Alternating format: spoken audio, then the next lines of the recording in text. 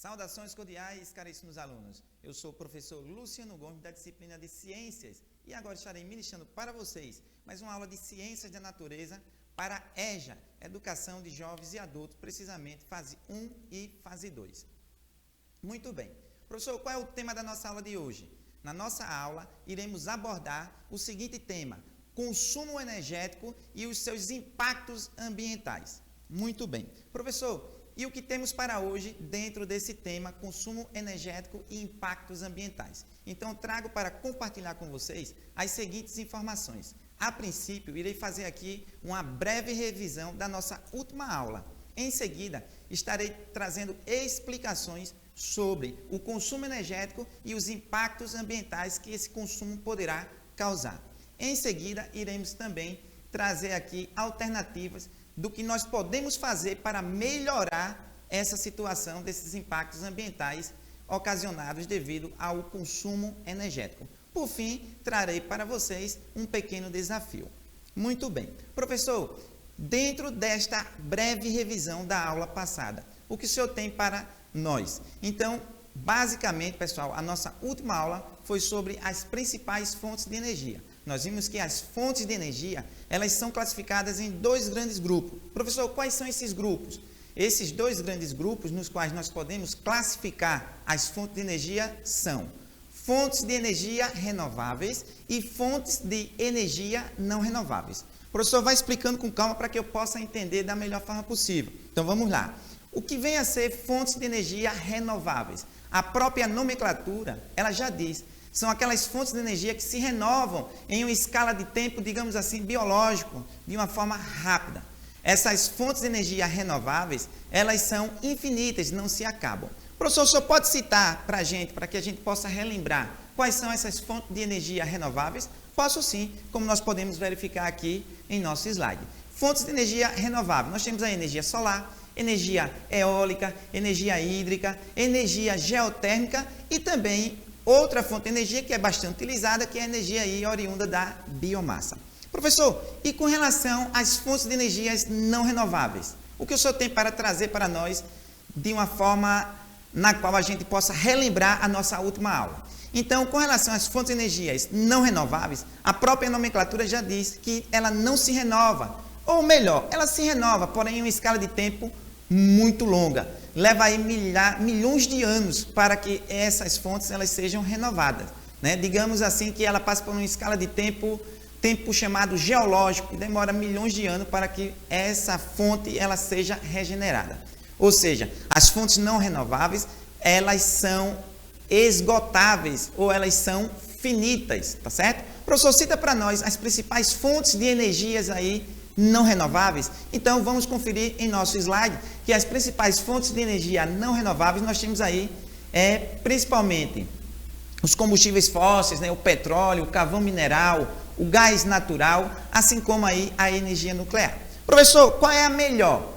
Diga-se de passagem que todas essas fontes de energia, elas apresentam vantagens e desvantagens. A saber, vamos prestar atenção aqui em nosso slide. Vamos partir do princípio da fonte de energia renovável. Quais são as vantagens? As vantagens são, trata-se de energia limpa, trata-se de poluir menos. Ô, professor, fonte de energia renovável, ela polui, porém menos quando comparado com as fontes de energia não renovável, tá certo? Além disso, outra vantagem é que é permitida aí essa renovação a curto prazo, ou seja, em um tempo de escala biológica. Professor, quais são as desvantagens das fontes de energias renováveis? Desvantagem nós temos aí que ela requer o uso aí de bastante tecnologia, né? Ela causa também danos ambientais e sociais, porém menores quando comparado às fontes de energia não renováveis.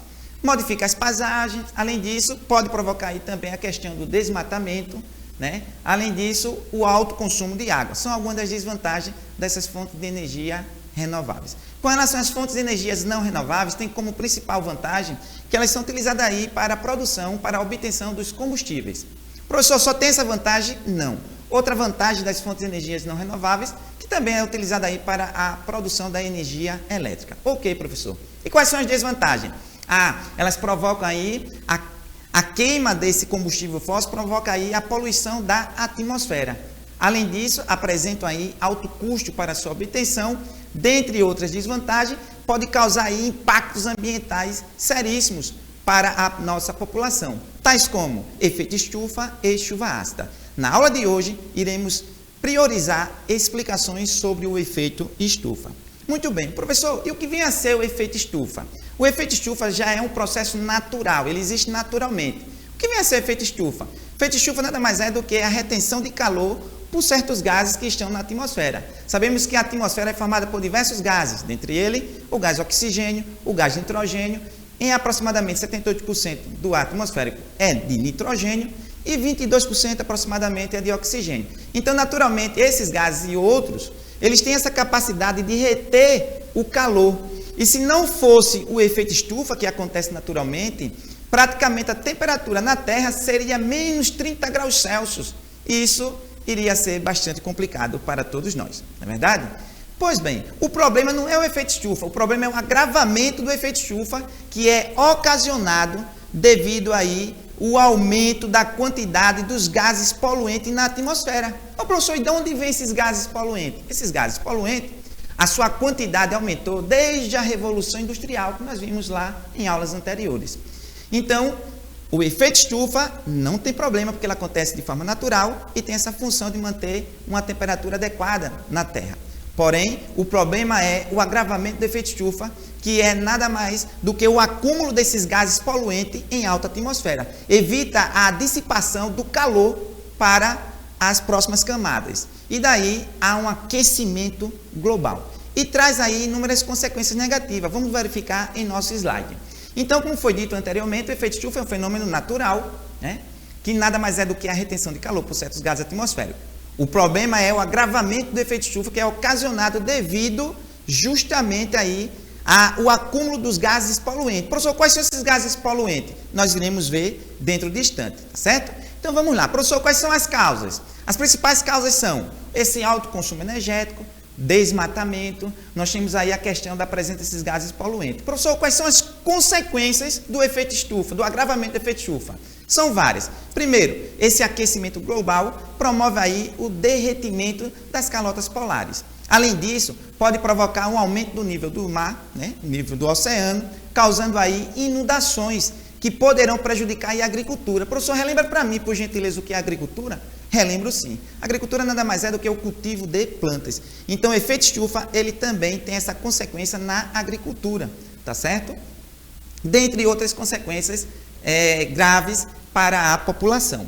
Professor, quais são os principais gases poluentes do efeito estufa? Nós temos vários. Os principais são o dióxido de carbono, como nós podemos verificar aqui no slide, que é o CO2. Nós temos também o gás metano, o óxido de nitrogênio, são os principais gases poluentes, ok? Ô, professor, quem são os principais responsáveis pela emissão desses gases poluentes? Nós temos aí diversas fontes de energia, a agropecuária também libera bastante quantidade de gás metano, que também é um gás poluente que contribui aí para o agravamento do efeito estufa. Ok, professor?